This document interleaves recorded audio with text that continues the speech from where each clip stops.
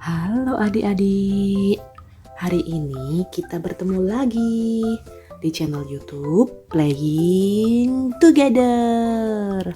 Ayo bermain dan belajar bersama kami. Ya, hari ini kita belajar membaca cerita lagi yuk. Kali ini kita membaca Anak Gembala dan Serigala. Pagi yang cerah, seorang anak gembala sedang menjaga kawanan dombanya. Sepertinya dia sangat bangga dengan tugas dari orang tuanya itu. 3 jam setelah berlalu, ia pun merasa bosan karena tidak ada pekerjaan lain selain melihat domba-dombanya makan rumput. Muncullah dalam pikirannya untuk membuat lelucon dengan para petani yang sedang bekerja di ladang. Di atas bukit, anak gembala itu berteriak, "Tolong, tolong, ada gerombolan serigala, tolong!" Para petani yang mendengar teriakan anak itu segera berlari menaiki bukit. Tetapi apa yang terjadi? Anak gembala itu tertawa terbahak-bahak karena berhasil mengelabuhi. Para petani itu sangat jengkel karena tidak ada seekor serigala pun di sana dan domba-domba itu sedang asik makan rumput. "Dasar anak nakal, awas ya," kata mereka sambil pergi meninggalkan anak gembala yang masih tertawa-tawa. Keesokan harinya, anak gembala itu mengulang lagi lelucon yang sama. "Tolong, tolong, tolong, serigala sesungguhan datang, tolong!" Para petani yang ada di sekitar itu pun segera berlari karena yakin dengan teriakan anak itu. Tapi lagi-lagi tawa anak gembala itu sangat keras. "Hahaha, kalian tertipu lagi, hahaha," katanya sambil tertawa terbahak-bahak. Para petani itu sangat marah dan jengkel luar biasa karena untuk kedua kalinya mereka dibodohi oleh anak kecil. Tidak ada seekor serigala pun di sana dan domba gembalaan anak itu baik-baik saja. Tidak lama setelah para petani itu pergi, tiba-tiba datang sekawanan serigala dan mulai memangsa domba gembalaan anak itu satu persatu.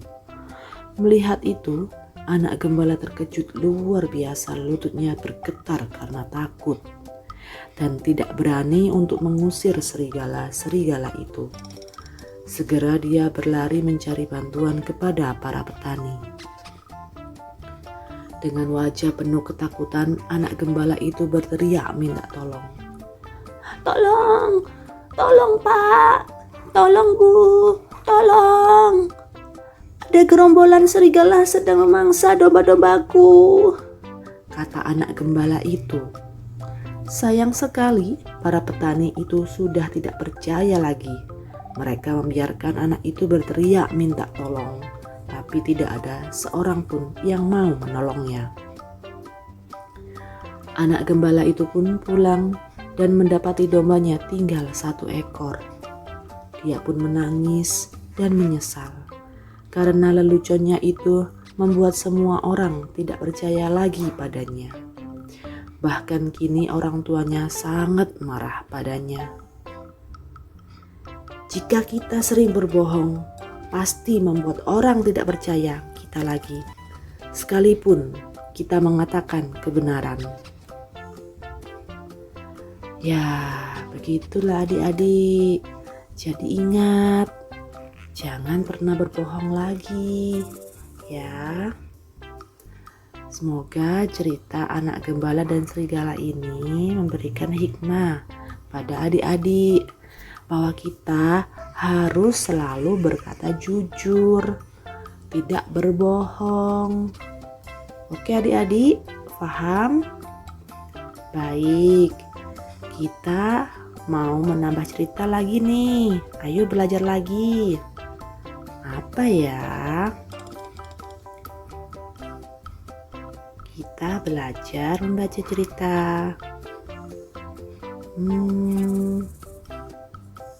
Persahabatan Milo dan Tessa.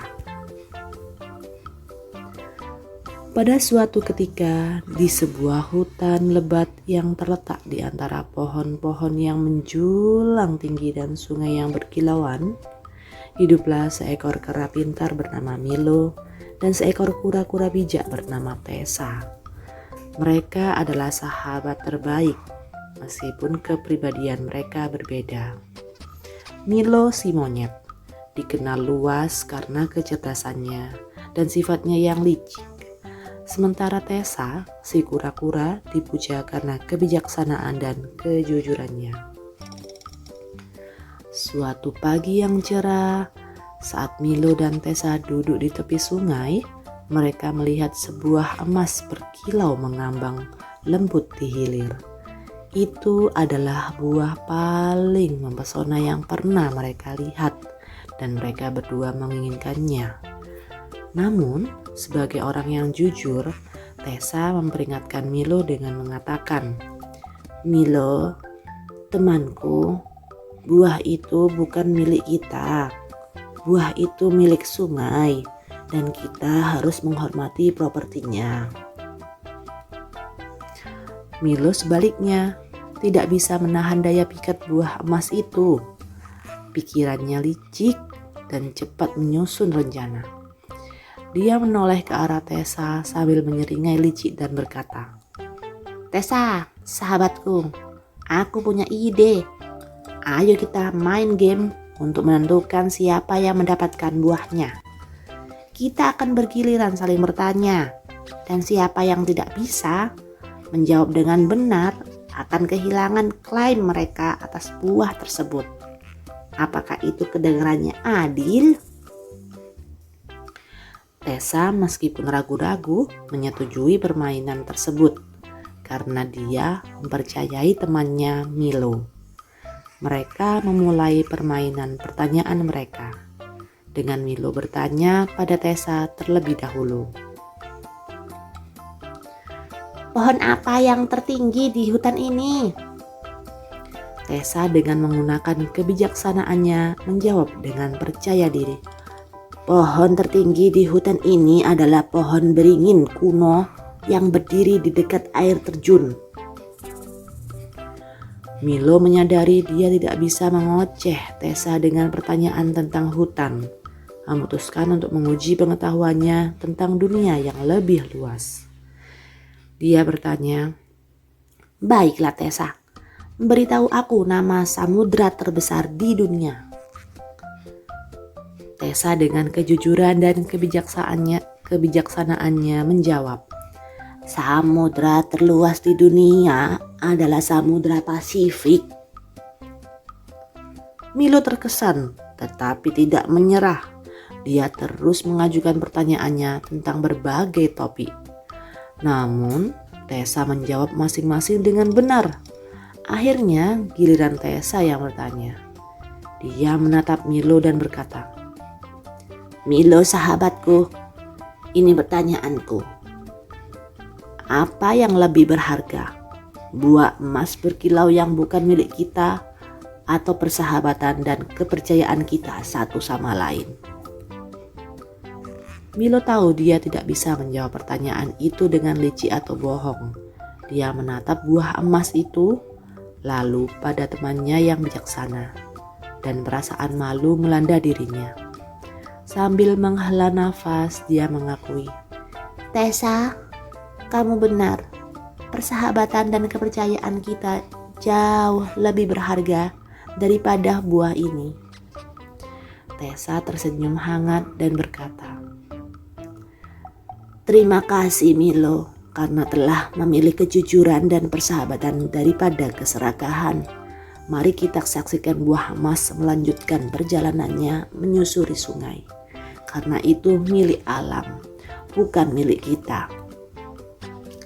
Maka mereka menyaksikan buah emas menghilang di kejauhan. Persahabatan mereka semakin kuat dari sebelumnya.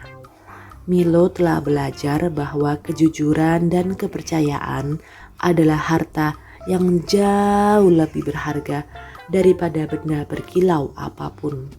Dan dia bersyukur memiliki teman yang bijak dan jujur seperti Tessa di sisinya di hutan yang mereka sebut rumah.